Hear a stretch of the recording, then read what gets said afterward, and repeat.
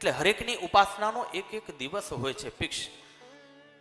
એમ પિતૃઓની પણ ઉપાસનાનો દિવસ છે, નક્કી જ. તો જેમ આપણે બાળકને સ્કૂલેથી સીધો બોલાવી ન શકીએ ને, એમ પિતૃઓને સીધું આમંત્રણ આપણે આપી ન શકીએ.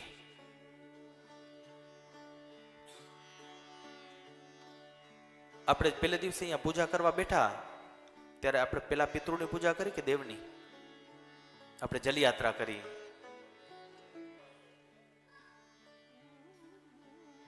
બસ અમે પણ ભગવાનને પ્રાર્થના કરી કે આમના પિતૃના આવવાની રજા આપો ને પછી આપણે પિતૃને બોલાવ્યા.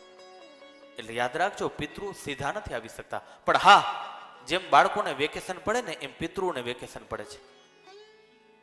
એ વેકેશન કયું? તો કે ભાદરવાની પૂનમ થી કરીને અમાસ.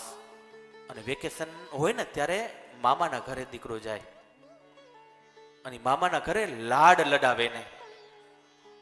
એના બાપુજી હોય ને કે એક મહિનાના વેકેશનમાં તો દીકરાઓ બગડી જશે, કેમ કે મામા એને લાડ લડાવે છે.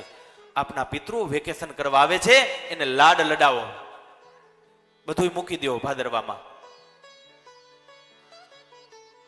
માત્ર 16 દિવસો એક વર્ષમાં આપની પાસે 16 દિવસ છે, બહુ ઓછા કહેવાય.